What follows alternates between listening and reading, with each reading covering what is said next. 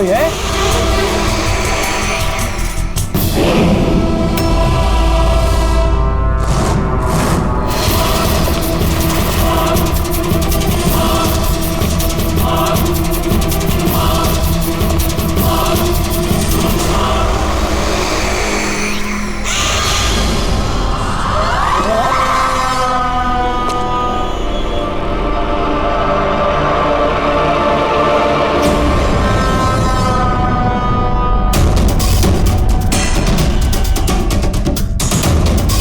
कौन है वहाँ?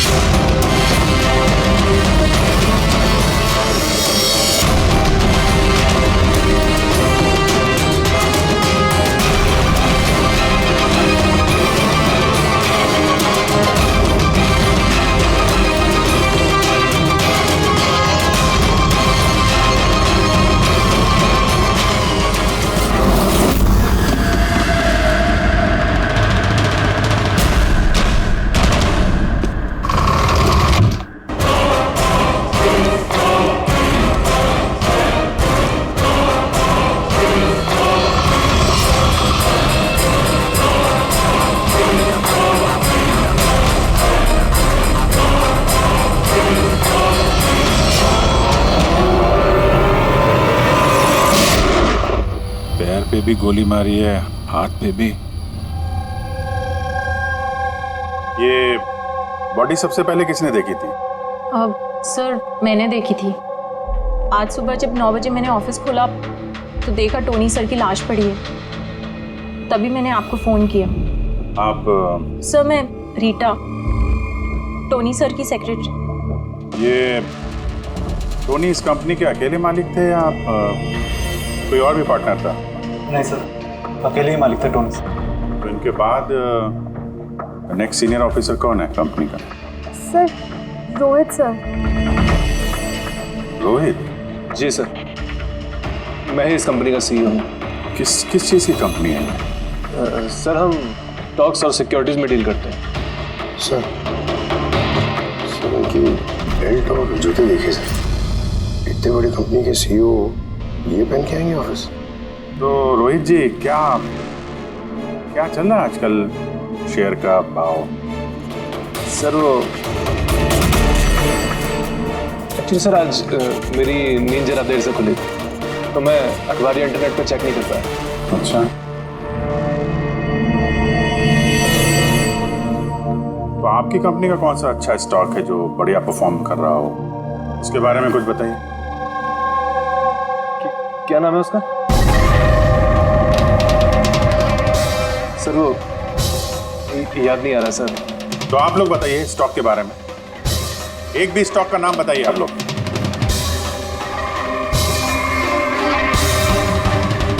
क्या हो क्या रहा है यहाँ पे? सर सच में तो हम में से कोई भी यहाँ पे काम नहीं करता है। काम नहीं करता? क्या मतलब क्या है? मतलब सर हम सब लोग एक्टर्स हैं। मगर ये तो फाइनेंस कंपनी है, इसका फिल्मों से क्या लेना देना? सर फाइनेंस कंपनी तो सिर्फ नाम की है, यहाँ पर सर कोई काम नहीं करता। हम एक्टर को सिर्फ इसलिए रखा है ताकि हम यहाँ काम करने की एक्टिंग कर सकें। एक्चुअली सर टोनी सर से मिलने दिन में बहुत सारे क्लाइंट्स आते थे। हमारा काम बस इतना होता था कि उन्हें दिखाना कि ऑफिस में बहुत काम हो रहा है। ये टोनी क्या काम करता था? किस चीज़ की मीटिंग होती थी यहाँ पे? सर उनकी जो भी मीटिंग्स होती थी वो उनके केबिन के अंदर होती थी। अब वो क्लाइंट्स के साथ क्या बातें करते थे वो हम में से किसी को नहीं पता सर। और कब से चल रहा है ये सब? सर पिछले 2 हफ्ते से। कमाल है, एक नकली कंपनी जहाँ पे नकली काम होता था उसके मालिक का खून हो जाता है। समझना पड़ेगा एग्जैक्टली यहाँ पे हुआ क्या था। तो यहाँ पे टोनी को पहली गोली लगी। अगर उसे गोली यहाँ लगी तो हाँ, उसे भाग जाना चाहिए था। वो तो एग्जिट है, वो वापस ऑफिस के अंदर क्यों गया? शायद खूनी इस तरफ होगा, बचने के लिए इधर भागा होगा। ये हैंडल पे भी खून है। वहां से अंदर आया फिर वहां पे लेके गया उसको जहां पे खून हुआ। ब्लड ट्रेल इधर भी है। सर ये यहाँ देखिए, इतना सारा खून। लगता है यहाँ पे छुप के बैठा होगा बचने के लिए। खूनी आया, उसके बाद उसको वहां ले गया जहां पे उसकी मौत हो गई। सर वो पानी का बॉटल सर, पानी लग रहा है सर। है तो पानी, बॉटल में खून। बॉटल हाथ में थी या उससे मारा?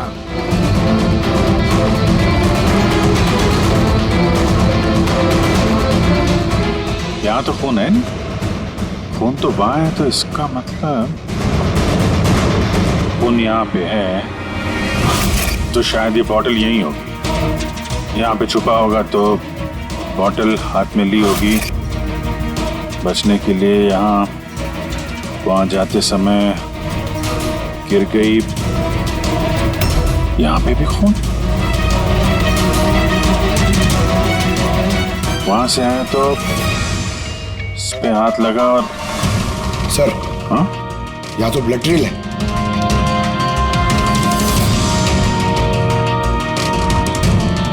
यहाँ पे क्या कर रहा था?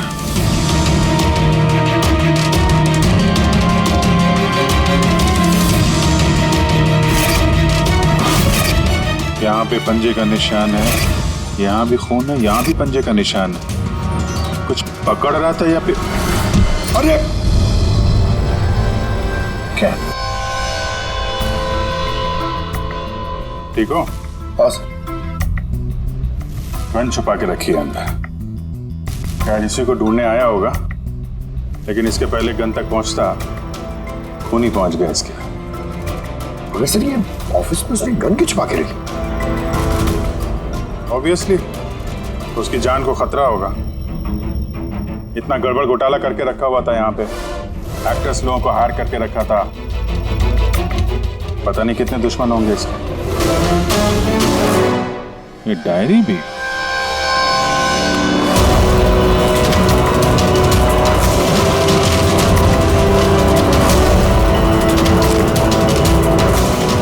कुछ कोड जैसे लग रहा है ना सर। कोड वर्ड में लिखा है और डायरी को छुपा के रखा था। जरूर इसका टोनी के मौत के साथ कोई ना कोई कनेक्शन है।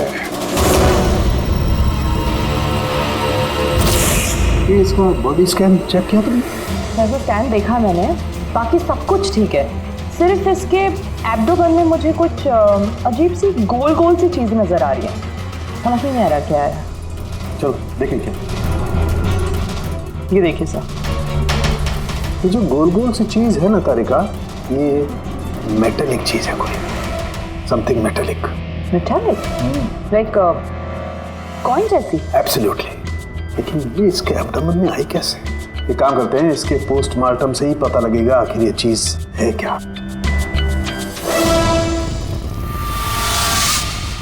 यार सालुंखे, टोनी के पेट में से ये 5 सिक्के निकले। बॉस, मैंने इन सिक्कों के बारे में पता लगाया। ये सिक्के किसी भी देश की ऑफिशियल करेंसी नहीं है। मगर सर, कोई अपनी मर्जी से ये सिक्के क्यों खाएगा? शायद खूनी ने टॉर्चर करने के इरादे से टोनी को मजबूर किया होगा ये सिक्के निकलने के लिए।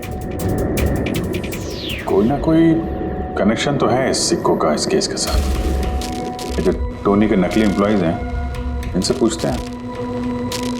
तो बताइए, आप में से किसने ये कॉइन्स देखे टोनी के पास? नहीं सर, किसी ने नहीं। सर याद कीजिए, जोर डालिए अपने दिमाग पर, बताइए। टोनी का खून किसने किया? आप दोनों कौन? मैं दीनानाथ और ये शेखर। मैंने यहाँ फ़ोन किया था। ऑफिस जाकर पता चला कि टोनी का खून हो गया। आप लोग कैसे जानते हैं टोनी को? मैं उससे सेट कॉइन्स खरीदता था। Set coins? जी।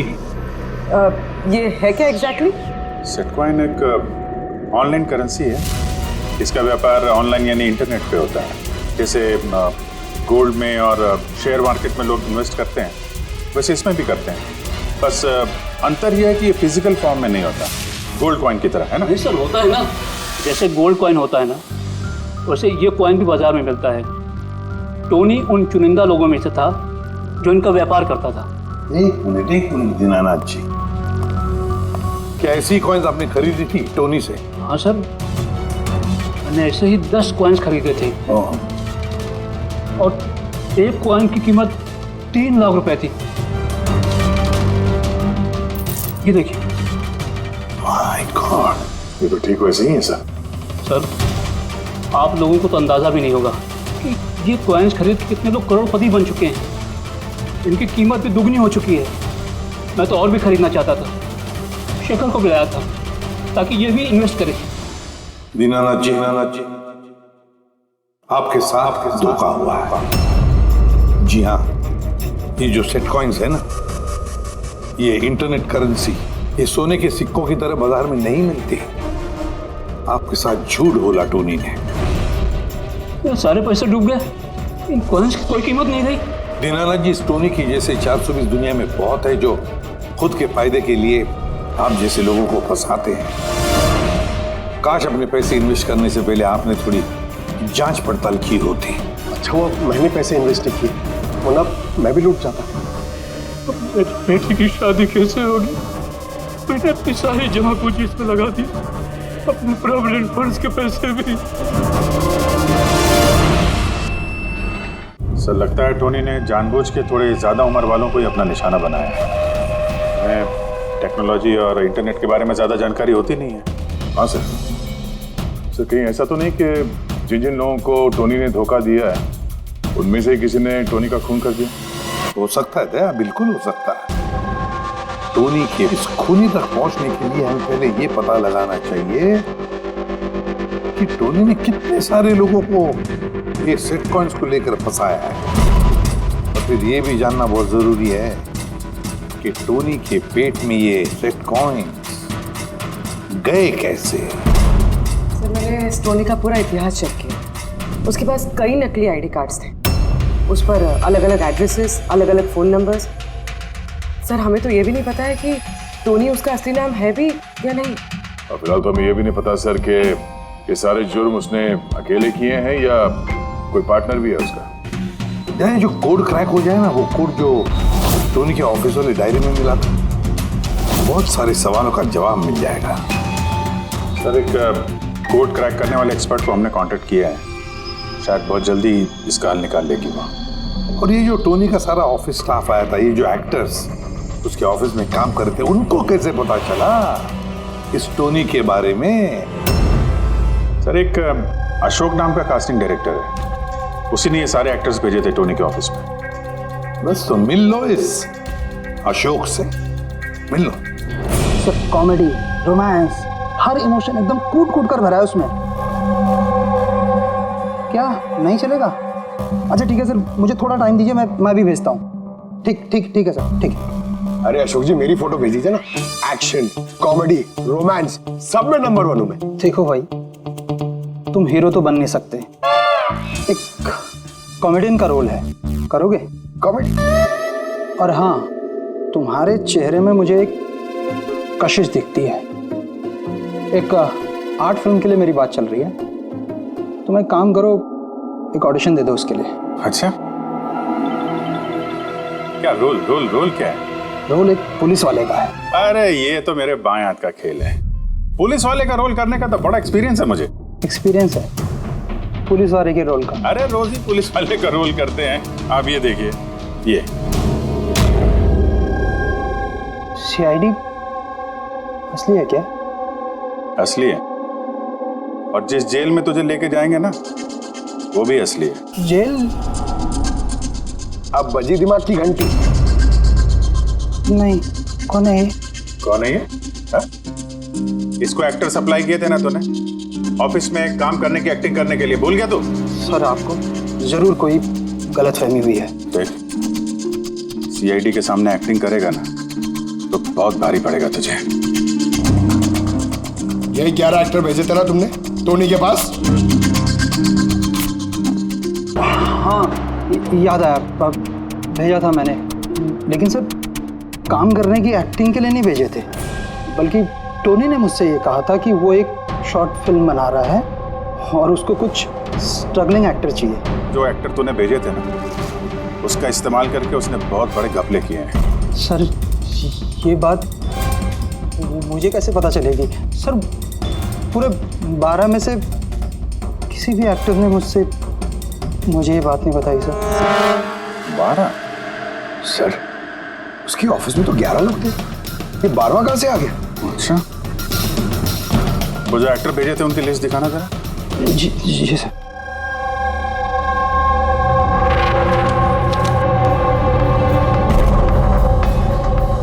ये नया नाम है, ईशा कुमार। ये नहीं थी उस वक्त वहां पे, ये कहाँ गायब हो गई? सर इस केस में सवाल ज्यादा है, जवाब कम है, और वो कोड भी क्रैक नहीं हुआ अभी तक। सर रीना जी, आपने हमें यहाँ टोनी के घर पे क्यों बुलाया? और वो उन कोड्स का हल निकाल पाई या नहीं? काफी टेढ़ा कोड है सर, बिना साइफर के हल निकाल पाना नामुमकिन है। साइफर? ये साइफर क्या होता है? साइफर कोई ऐसी किताब या डायरी होती है जिनके अंदर इन खुफिया कोड्स का राज छुपा होता है। फ्रेडी, जैसे अंडरवर्ल्ड की दुनिया में ये चीजों के नाम को कोड्स में इस्तेमाल करते हैं, जैसे गन है उसे घोड़ा कहते हैं, और कौवा मतलब मोबाइल, तो ये सारे कोड्स एक साइफर में होते हैं। अगर ये साइफर मिल जाए तो सारे सवालों के जवाब मिल जाएंगे। सर मुझे लगता है कि टोनी इस साइफर को ऐसी जगह रखता होगा जहाँ से उसे वो आसानी से देख सकता हो या पढ़ सकता हो। लेकिन सर उसका ऑफिस तो अच्छी तरह से चेक किया था, वहाँ पर तो कुछ भी नहीं मिला। तो हो सकता है टोनी के घर पे मिल जाए। ये देखिए सर, बड़ा अजीब सा निशान इस पेपर पर, शायद ये निशान इस कोड का कोई अहम हिस्सा है। तो इस निशान का राज यहीं कहीं होना चाहिए। घर का एक कोना चेक करते हैं।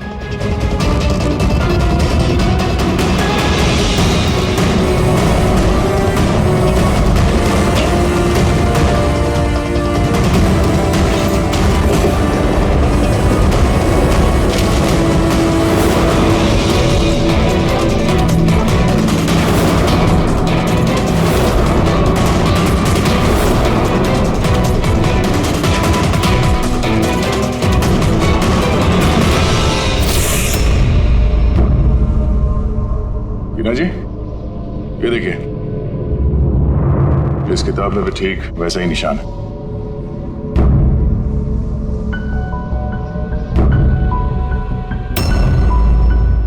सर यही तो साइफर है।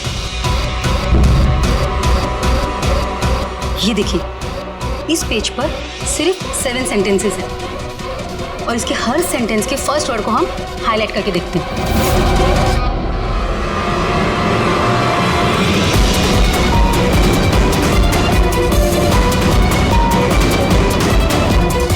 ये सीजर का क्या होता है? जूलियस सीजर का नाम तो सुना होगा ना? हाँ। लगता है उसके जमाने का कोई पुराना कोड है। तो यहाँ ये सीजर के आगे जी भी तो है। यही तो मालूम करना है कि कौन से सीजर साइफर का इस्तेमाल हुआ है। मान लो ए अगर जी है और बी अगर एच है तो A to Z कुछ इस तरह दिखेगा। ये देखिए,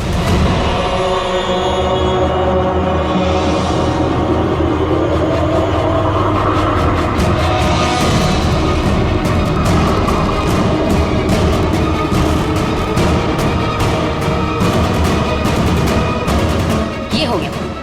अब हम इसे फॉलो करके देखते हैं कि हमारा कोड का मतलब क्या है। और हमारा पहला कोड है SUNGTQASGX-10। अब हम इसे मैच करके देखते हैं। SMUONHAN।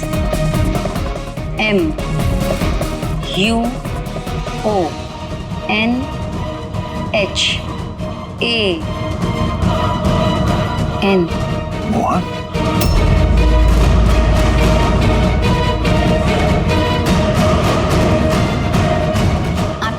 कोड का मतलब है मोहन कुमार 10। सर इस मोहन कुमार नाम का तो कोई आदमी है ही नहीं इस केस में। अगर है ना तो ढूंढना पड़ेगा। ये बाकी के सारे जो कोड हैं उनको भी डिकोड करते हैं। प्लीज़ कुणाल, तुम समझने की कोशिश करो। मैं पंकज से बहुत प्यार करती हूँ। प्लीज़ तुम मेरे और पंकज के बीच कभी मत आना। सच? तुम मुझसे इतना प्यार करती हो? Cut cut cut. कौन हो आप लोग? बीच में आगे पूरा शॉट खराब कर दिए। एक मिनट, आप लोग शॉट बाद में लीजिएगा। हमें ईशा जी से कुछ बात करनी है। CID मुझसे? प्लीज चलिए आप लोग प्लीज। ये फोटोग्राफ देखिए। टोनी, इसे पहचान दिया आप? इसका खून हो गया। क्या? मगर कैसे? ज्यादा ओवर एक्टिंग करने की जरूरत नहीं है, कैमरा ऑफ है। तुम बताओ कैसे खून हुआ इसका? मैं कैसे बता सकती हूँ आपको इसका खून कैसे हुआ? जिस वक्त इसका खून हुआ सारे नकली एम्प्लॉय उसके ऑफिस में थे, सिवाय तुम्हारे। कहाँ थी तुम? नकली एम्प्लॉय? कौन से नकली एम्प्लॉय?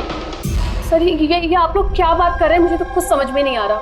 टोनी ने तुम लोगों को हायर किया था ना उसके ऑफिस में क्लर्क की एक्टिंग करने के लिए।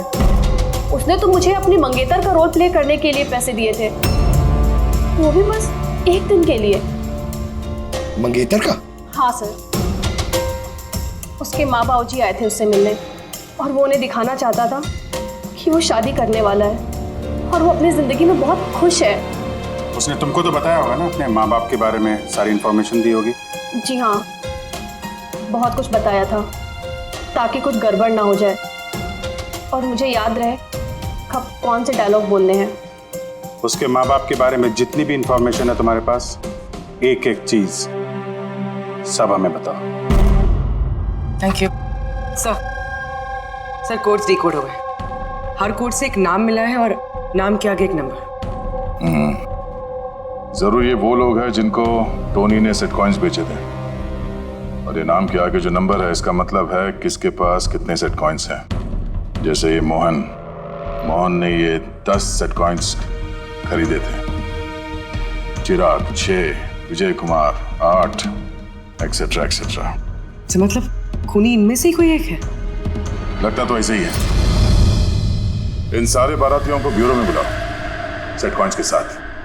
सर मैंने टोनी को नहीं मारा, आपने मुझे बताया तब तो मुझे पता चला कि टोनी का मर्डर हो गया। कल रात तुम कहाँ थे? कल रात मेरे सर में दर्द था तो मैं कल रात 10 बजे ही सो गया था सर। अच्छा, और कौन है आपके घर में? मेरे घर में बस मैं हूँ सर, और मेरा एक बेटा है जो विदेश में नौकरी करता है। मैंने तो अपने रिटायरमेंट फंड के 15 लाख लगाए थे इसमें। अब मुझे ये समझ में नहीं आ रहा है कि मुझे कैसे वापस मिलेंगे। गन रखते हो ना तुम? सर मेरी गहनों की दुकान है, सिक्योरिटी एंड प्रोटेक्शन के लिए मुझे अपने पास गन रखनी पड़ती है सर। सर सब कुछ तो आपको बता चुका हूँ, अब मैं आपको और क्या बताऊँ? जब तक खूनी पकड़ा नहीं जाता हम तो सवाल पूछेंगे। इस डायरी में उन लोगों के नाम लिखे हुए हैं जिन्होंने उससे वो कॉइन्स खरीदी थी, सेट कॉइन। उन लोगों के नाम और जितने भी कॉइन्स खरीदे थे वो सब, पूरा का पूरा रिकॉर्ड इसमें है। और इसमें जो जानकारी है उससे हम ये पता लगाएंगे कि आखिर आप लोगों में से वो खूनी कौन है। किसने कितने कॉइन खरीदे, इससे ये कैसे पता चलेगा खूनी कौन है? आसान है। खूनी ने अपने कुछ सिक्के गुस्से में आकर टोनी को निगलवा दिए। अब इस बही खाते के हिसाब से जिसके पास भी कम सिक्के निकलेंगे वही हमारा खूनी है। चलिए आप सब लोग अपने अपने सेट कॉइन्स के सिक्के गिनती करवाइए।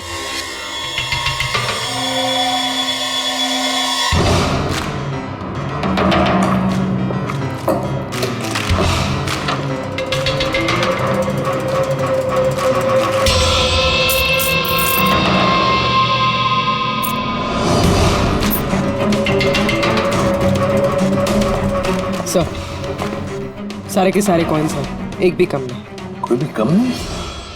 ये कैसे हो सकता है? अब तो यकीन हो गया ना आप लोग को कि हम निर्दोष हैं। अब ये क्या कहानी है सर?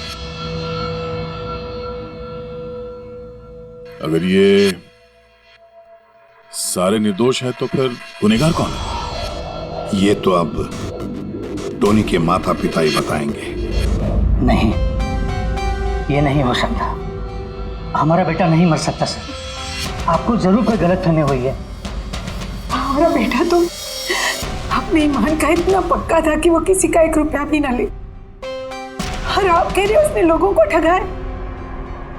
मैं जानता हूं ये किसी भी माँ बाप के लिए सुनना आसान नहीं है, पर क्या टोनी की किसी के साथ कोई दुश्मनी थी? हाल फिलहाल में कोई लड़ाई झगड़ा हुआ हो? कैसा झगड़ा सर? वो तो इतना बिजी रहता था कि उसे हमसे मिलने का भी समय नहीं होता था। 3-3, 4-4 महीने बाद घर आता था वो। मिलने नहीं आता था? मतलब कि उसने कई जगह पर अपने ऑफिस खोल रखी थी। कहाँ और कहाँ पे ऑफिस था इसका? दिल्ली, पुणे। जिस शहर में ये टोनी रहा है, कुछ ना कुछ घपला तो जरूर किया होगा उसने। कुंडली निकालो इसके पिछली जिंदगी की। सर दिल्ली और पुणे के police officers video conference call पे। गुड।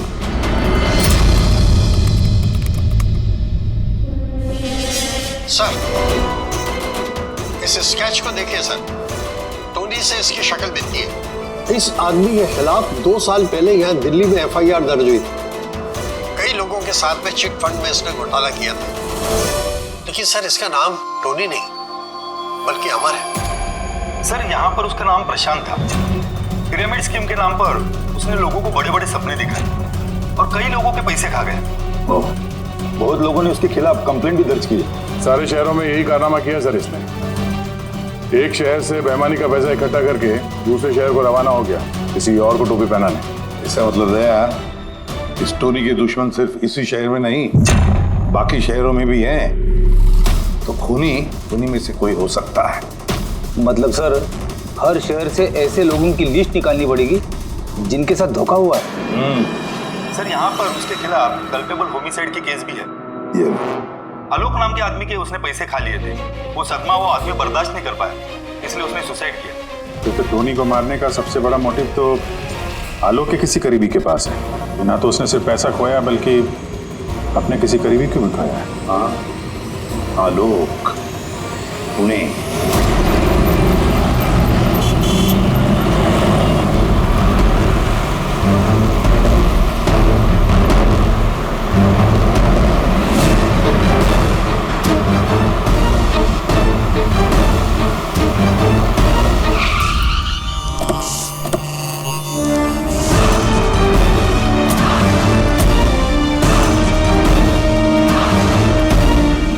लगता है आलोक की बीवी सरिता घर पे नहीं है सर। हाँ गया, आज सुबह से नहीं है। आज का पेपर और दूध। पंकज सर, जाके जरा पड़ोसियों से पूछताछ करो। Excuse me. जी, मैं ऑफिसर पंकज हूँ, CID मुंबई से। हेलो सर, मैं पूनम। हेलो, ये सरिता यहाँ रहती हैं? ये हाँ, कहीं हाँ। गई हुई है बाहर, आपको पता है? वो तो नहीं पता। क्यों, कोई प्रॉब्लम हो गई है? इनके घर की कोई एक्स्ट्रा चाबी होगी आपके पास? सर, हाँ, ये पूनम जी हैं, सरिता की नेबर।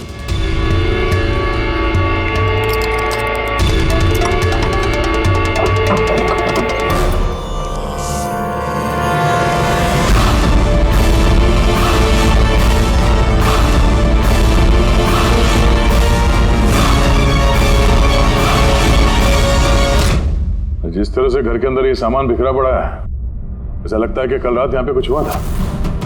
हुआ तो था जरूर दया, कुछ न कुछ तो हुआ था। ये देखो, खून के निशान। ऐसे लग रहा है जैसे किसी को घसीट के यहाँ से ले जाया गया। सर, कहीं किसी ने सरिता का किडनैप तो नहीं कर लिया? पूनम, हाँ सर। सरिता को आखिरी बार कब देखा था तुमने? सर, रात के 2 बजे जब मैं नाइट शिफ्ट से घर वापस आई। उस वक्त शायद सरिता जाग ही रही थी क्योंकि यहाँ पे टीवी चल रहा था। उसके घर के आसपास किसी को देखा, कोई आया हो उनसे मिलने के लिए? कुछ और तो नहीं, पर हाँ, एक वाइट कलर की वैन थी जो घर के बाहर खड़ी थी, पर सुबह वो वहाँ नहीं थी। तो उस वैन को पहले भी कभी देखा था यहाँ आसपास? नहीं, कभी नहीं। अच्छा, उसका नंबर याद है, नोट किया था? नंबर तो नहीं नोट किया, मैंने ध्यान नहीं दिया। अच्छा, तुमने कुछ शोर शराबा या झगड़ा वगैरह सुना उस वक्त? हाँ, आवाज़ें तो आ रही थी ज़ोर ज़ोर से, पर मुझे लगा कि शायद सरिता जाग रही है, टीवी देख रही है, तो मैंने उतना ध्यान नहीं दिया। अच्छा पूनम, ये जो तुमने लड़ाई झगड़े की आवाज़ें सुनी, कितने बजे थे? यही करीब 3 बज रहे होंगे। 3 बजे? तो सरिता का किडनैपिंग 3 बजे हुआ था। तो डेफिनेटली ये सरिता का किडनैपिंग और टोनी का मर्डर, इन दोनों का आपस में कोई ना कोई कनेक्शन है सर। 100% दया, कनेक्शन 100% है, पर इससे पहले कि सरिता को कुछ हो जाए उसे हमें बचाना होगा। और पंकज सर, ये व्हाइट वैन, सफेद वैन जो पूनम ने अभी अभी बताया, उस वैन की पूरी इंफॉर्मेशन चाहिए हमें, पूरी की पूरी इंफॉर्मेशन।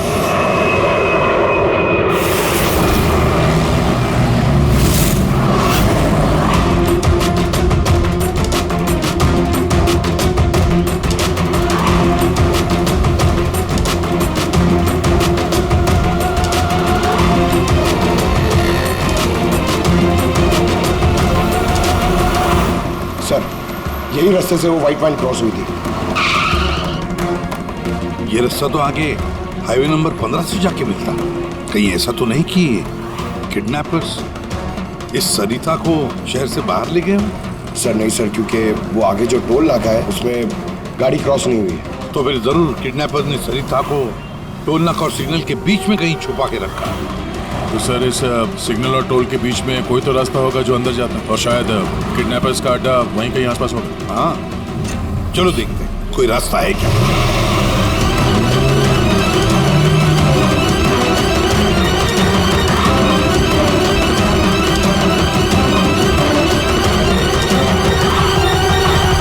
सर, ये एक रास्ता है जो अंदर जाता है। चलो देखते हैं।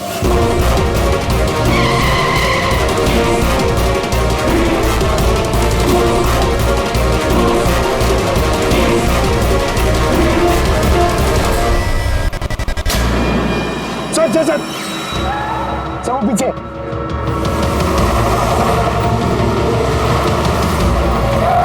ये देखिए सर।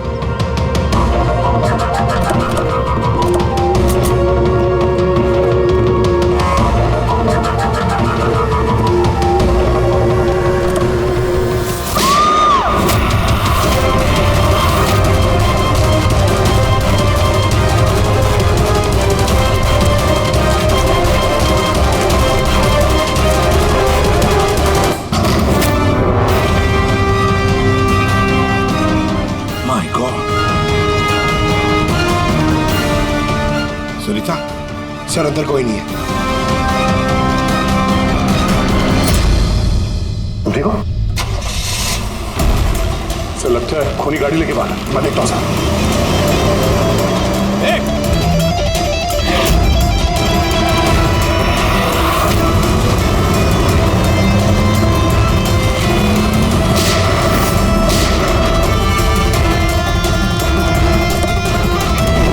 सर, एम्बुलेंस आ रही है। सरिता, ये बताओ किसने किया ये सब? उसने मेरी आंखों में पट्टी बांध रखी थी, इसलिए उसका चेहरा भी नहीं देख पाई मैं। नहीं सर, निकल गया। गाड़ी का टायर पंचर करके गया वो। सरिता बताओ, क्यों किया होगा ये सब उसने? सर, उसको मेरे पति आलोक का फाइनेंशियल रिकॉर्ड चाहिए था, पता नहीं क्यों। पर तुम्हारे पति आलोक अब इस दुनिया में नहीं रहे ना? हाँ सर, उन्होंने आत्महत्या कर ली थी क्योंकि किसी फ्रॉड ने उन्हें धोखे से लाखों रुपए लूट लिए। पर वो पैसे भी उनके नहीं थे सर, उन्होंने किसी से कर्जा लिया था, पर कर्जा ना चुकाने की वजह से उन्होंने सुसाइड कर ली सर। अब ये क्या चक्कर है सर? ये किडनैपर को आलोक के फाइनेंशियल रिकॉर्ड्स पे इतनी दिलचस्पी क्यों होने लगी? पंकज, यार इस किडनैपर को दिलचस्पी इसलिए कि मुझे तो लगता है कि ये किडनैपर, ये खूनी भी वही है जिसने आलोक को पैसे दिए थे और जैसे उसे पता चला कि आलोक इस दुनिया में नहीं रहा तो प्रॉब्लम आया, पैसे वसूल किससे करे। उसे पता चला कि आलोक का सारा पैसा टोनी के पास है, तो उसने टोनी को खत्म कर दिया और फिर खुद पर इल्जाम ना आए सारे सबूत मिटाने के लिए उसने सरिता को फोन किया और उसे पूछा कि आलोक का सारा फाइनेंशियल रिकॉर्ड कहां पर है। कौन हो सकता है ये? सरिता सर, एक काम कर सकती हो? हाँ सर। आलोक की फाइनेंशियल रिकॉर्ड्स हमें दे सकती हो? माय गॉड,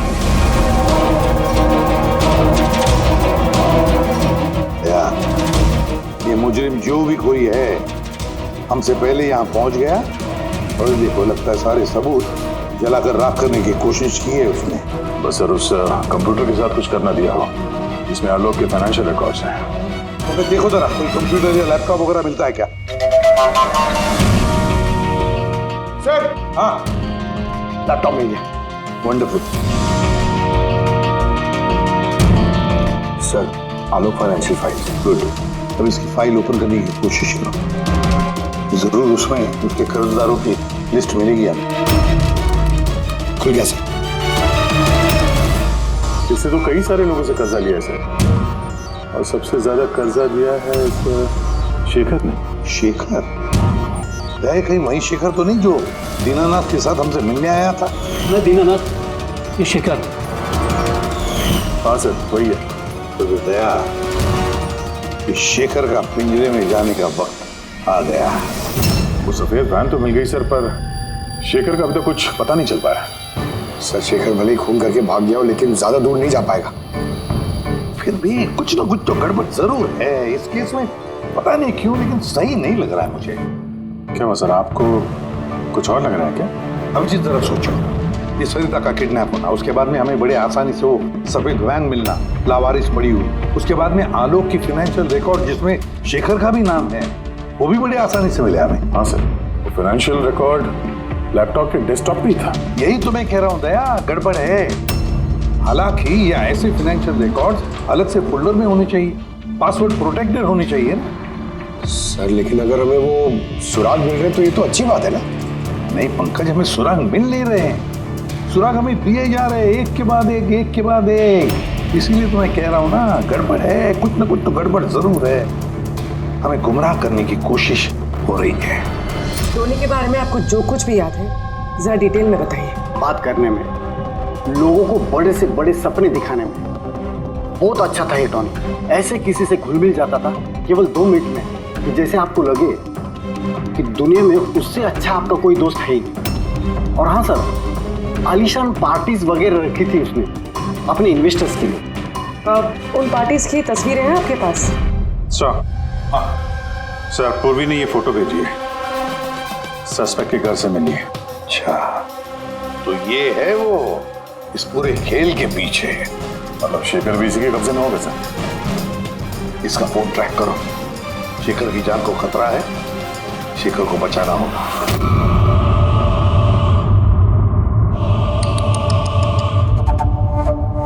अब तो तुम्हें भगवान भी नहीं बचा सकता शेखर। सीआईडी को सारे सबूत तुम्हारे खिलाफ मिले हैं। अब तो ये ट्रिगर दबाकर तुझे बस मार डालूंगी और उन सबको लगेगा कि तू देश छोड़ के भाग गया। नहीं, ऐसा मत करो प्लीज, मत मारो मुझे। मैं वाकई देश छोड़ के चले जाऊंगा। आपके बारे में मैं किसी को नहीं बताऊंगा। I promise.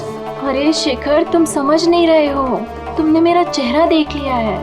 अब मैं तुम्हें छोड़ने की बेवकूफ़ी तो करूंगी नहीं, इसलिए तुम्हें मरना पड़ेगा। मत मारो मुझे प्लीज, मत। कोई है? प्लीज बचाओ मुझे, बचाओ मुझे, कोई है? मुझे मार के रखाइए। बचाओ।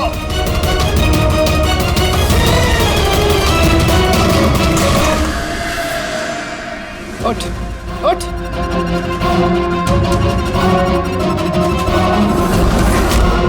सर मैं रीटा, टोनी सर की सेक्रेटरी। तुम्हारा चेहरा तो हमने भी देख लिया था मिस रीटा। मैंने तो कोई सबूत, कोई गवाह कुछ नहीं छोड़ा था। तो आपको कैसे पता चला? इस फोटो के जरिए तुमने हमसे कहा था कि तुम टोनी को पिछले 2 हफ्ते से जानती हो, तो फिर 2 साल पुराने इस फोटो में तुम क्या कर रही हो? ये बहुत कुछ कह गया। अब बताओ, तुमने अपने बॉस टोनी को क्यों मारा? टोनी मेरा बॉस नहीं था, मैं टोनी की बॉस थी। लेकिन तुम तो उसकी सेक्रेटरी बन के घूम रही थी, वो क्या था? वो सिर्फ और सिर्फ एक नाटक था, दुनिया को दिखाने के लिए। असल में सारा दिमाग मेरा था इसमें। टोनी को तो मैंने सिर्फ आगे रखा था ताकि कभी कानून हम तक पहुंचे तो टोनी पकड़ा जाए। तो फिर टोनी का फोन करके अपने पैर पे कुल्हाड़ी क्यों मार ली? क्योंकि जब चींटी के पर निकल आते हैं तो उसके पंख काटने पड़ते हैं, और टोनी बहुत ही ज्यादा हवा में उड़ने लगा था, बहुत ही लापरवाह और ओवर कॉन्फिडेंट हो गया था। उसने दीनानाथ के साथ सेल्फी खींच के सोशल मीडिया पे डाल दी वो फोटो। तो तुम्हें डर लगा कि अगर वो फोटो सोशल मीडिया में चला गया तो जिन जिन शहरों में उसने 420 की है वहां कोई ना कोई उसे पहचान लेगा। हाँ। और उसके पेट में जो सिक्के थे वो सिक्के मैंने ही उसे निकलवाए थे ताकि आप लोगों को लगे कि खून किसी ऐसे आदमी ने किया है जिसके साथ टोनी ने बेईमानी की है। और इसलिए तुमने सारे सबूत शेखर के खिलाफ कर दिए ताकि हम उसे अपराधी समझें। न जाने कितनी जिंदगियों के साथ खेला है तुमने।